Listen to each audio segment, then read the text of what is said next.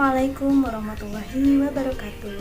Halo teman-teman, jumpa lagi dengan saya Rini Fitria, mahasiswi dari STKIP Purwakarta, program studi pendidikan guru sekolah dasar semester 4. Nah, pada video ini saya melakukan kegiatan praktikum IPA di sekolah dasar dengan materi ciri-ciri makhluk hidup.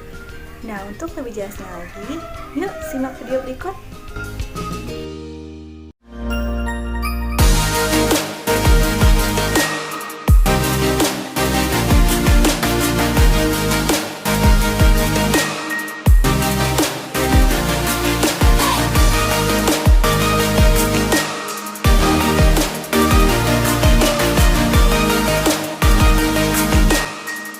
Berikut adalah alat dan bahan yang perlu kita siapkan sebelum melakukan kegiatan praktikum atau pengamatan. Selanjutnya yaitu langkah kegiatan. Simak dengan baik ya teman-teman. Nah, ini dia beberapa jenis makhluk hidup yang telah saya amati. Tanaman cabai rawit. Cabai rawit adalah jenis tanaman yang dapat tumbuh dan berkembang. Tanaman ini juga memerlukan makan dan minum agar dapat berkembang dengan baik. Perkembangan pada tanaman cabai rawit pun sangat dipengaruhi oleh cahaya matahari, karena jika tidak, tanaman ini bisa menjadi lemah karena kekurangan sinar matahari. Pohon pisang. Pohon pisang adalah salah satu tanaman yang dapat berkembang biak melalui tunasnya. Selain itu, pohon pisang juga dapat tumbuh dengan mengikuti cahaya matahari. Proses makan pada tanaman pisang ataupun tanaman lain disebut dengan proses fotosintesis. Pertumbuhan pada tanaman pisang ataupun pada tanaman lain dapat ditandai dengan bertambahnya ukuran panjang ataupun tinggi pada tanaman tersebut.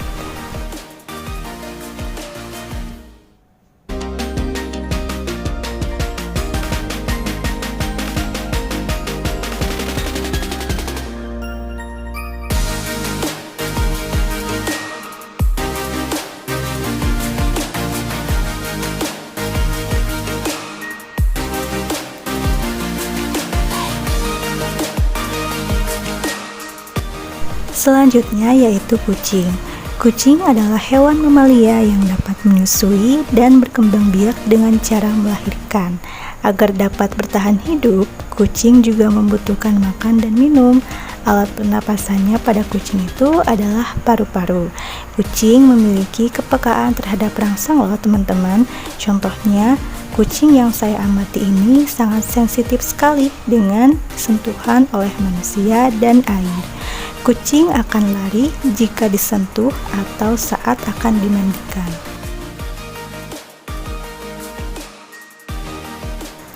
Selanjutnya yaitu ayam. Ayam adalah makhluk hidup yang dapat bernapas dengan menggunakan paru-parunya. Ayam juga dapat bergerak dengan menggunakan kedua kakinya. Pada mulutnya terdapat yang namanya paruh. Paruh ini digunakan ayam untuk mematuk makanan. Jika ayam merasa terganggu oleh musuhnya, sesekali ayam juga mematuk musuhnya dengan paruh tersebut. Ayam juga tumbuh dan berkembang dengan cara ovipar atau bertelur. Selain itu, ayam juga memiliki ciri kepekaan terhadap rangsang. Hal ini dapat dilihat ketika saya mengejar atau mengejutkannya, ayam tersebut akan langsung lari atau kabur. Jenis tanaman yang satu ini adalah tanaman pare atau peria. Tanaman pare adalah jenis tanaman yang dikenal sebagai tanaman yang memiliki rasa yang pahit. Tanaman ini juga dapat memasak makanannya sendiri melalui proses fotosintesis. Tanaman pare juga memiliki ciri tumbuh dan berkembang. Adapun cara tanaman ini bergerak dinamakan dengan gerakan stigmatoprisme atau gerakan memutar pada ujung sulur tanaman. Hal ini terbukti karena tanaman pare yang diamati sudah memanjang dan telah membelit banyak kayu dan tongkat. Artinya, tanaman pare ini termasuk ke dalam jenis tanaman yang mempunyai ciri gerakan stigmatoprisme. Nah, jenis pohon berikutnya adalah pohon jambu. Pohon jambu adalah jenis pohon yang dapat berkembang biak melalui biji. Pertumbuhan pada pohon jambu dapat dilihat dari pohon yang awalnya pendek sampai menjadi besar dan tinggi. Pohon jambu juga dapat bergerak. Hal ini terbukti karena akar dari pohon menjadi semakin panjang. Artinya, pohon jambu dapat bergerak meskipun tidak dapat berpindah tempat. Kemudian di sini ada ikan cupang. Ikan yang saya amati ini adalah ikan cupang. Ikan cupang dapat bernapas dengan insangnya dan juga bergerak dengan siripnya. Ikan cupang juga membutuhkan makan untuk bertahan hidup. Ikan ini dapat berkembang biak dengan cara bertelur atau ovipar. Ikan cupang juga sangat peka terhadap rangsang. Hal ini dapat terbukti saat kita menyentuh air permukaan ataupun menyentuh akuarium, ikan cupang akan langsung terkejut dan bergerak jauh. Berikutnya ada hewan cicak. Cicak merupakan hewan reptil yang dapat bernapas dengan menggunakan paru-paru. Menurut hasil pengamatan, cicak dapat bergerak dengan menggunakan kakinya.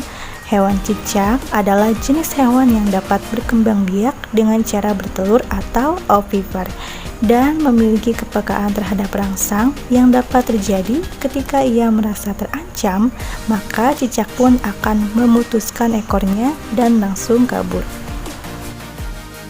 Nah, itu dia teman-teman, kegiatan praktikum dalam mengamati ciri-ciri makhluk hidup. Kesimpulannya yaitu setiap makhluk hidup mempunyai ciri-ciri tertentu, hanya ada yang dapat membedakannya, baik antara manusia, hewan, dan tumbuhan.